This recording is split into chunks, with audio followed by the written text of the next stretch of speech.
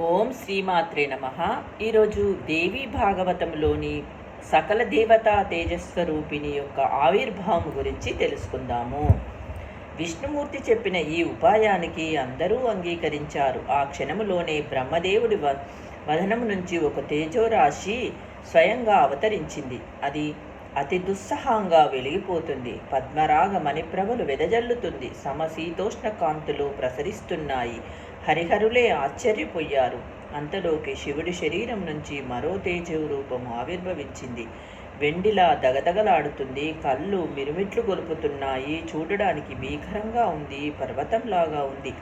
రూపుదాల్చిన తమో గుణమున్నట్టుంది. వేడిగా ఉంది. ఆ వెంటనే విష్ణుమూర్తి నుంచి నీలం రంగులో మూర్తిభవించిన సత్వగుణములా చల్లని తేజస్సు వెలువడింది. ఇంద్రుడి శరీరం నుంచి విచిత్ర వర్ణంలో సర్వగుణాత్మకమైన తేజోరాశి ఉద్భవించింది. ఇలాగే యమాగ్ని కుబేర వరుణుల శరీరాల నుంచి తేజస్సులు వెలువడ్డాయి. సకల దేవతలు తేజస్సులు విలీనమై ఒక మహా తేజోరాశి మూర్తి కట్టింది. ఒక హిమాలయంలా దర్శనమిచ్చింది. అంతా ఆశ్చర్యచకితులై చూస్తుండగానే ఆ తేజోరాశి ఒక స్త్రీమూర్తిగా పరిణమించింది. సౌందర్యరాశి త్రిగుణాత్మిక సర్వదేవ శరీర సంభూత అష్టాదశ భుజ త్రివర్ణ విశ్వమోహిని, తెల్లని ముఖము, నల్లని కన్నులు, ఎర్రని పెదవులు, చిగురాకుల వంటి అరచేతులు, శరీరమంతటా దివ్యాభరణాలు, 18 బాహువులు క్షణంలో 1000 బాహువులు అయ్యాయి.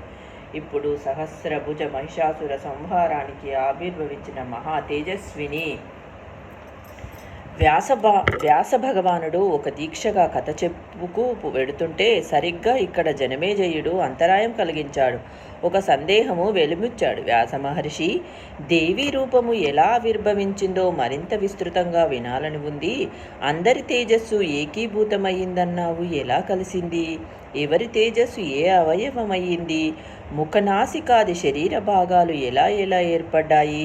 ఆయుధాలు ఆభరణాలు ఎవరెవరు ఏమేమిచ్చారు? నీ ముఖతః ఈ వివరాలన్నీ వినాలని కుతూహలంగా ఉంది. ఇది అమృతరసము, ఎంత తాగితే మాత్రం తృప్తి ఉంటుంది.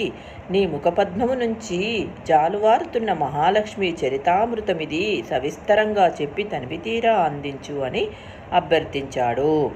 శౌనకాది మహామునులారా, జనమేజయుడు ఇలా అడిగేసరికి వ్యాసభగవానుడు అతన్ని తృప్తిపరచాలనే కోరికతో ఆ ఘట్టాన్ని మరింత మధురంగా మరింత విస్తరంగా వినిపించాడు. జనమేజయ, నీ కుతూహలాన్ని అర్థం చేసుకున్నాను. వివరంగానే చెబుతాను, శ్రద్ధగా విను.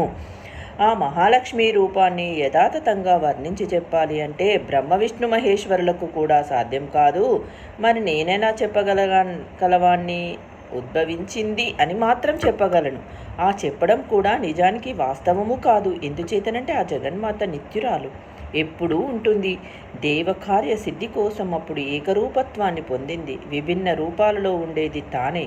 నటుడు లోకరంజన కోసం రంగస్థల మీద విభిన్న పాత్రలు రూపాలు ధరిస్తాడు. కానీ తాను ఒక్కడే. అలాగే ఈ మహాలక్ష్మి ఈ సృష్టిలో సకల రూపాలలోనూ తానే ఉంటుంది. అవసరాన్ని బట్టి మళ్ళీ ఏకరూపత్వాన్ని పొందుతుంది. వాస్తవంగా చూస్తే ఈమెకు ఒక రూపమంటూ లేదు. కేవలము అరూప అయిన లీలా విశేషంగా సకల రూపాలు ధరిస్తుంది. నిర్గుణ అయిన సగుణ అవుతుంది.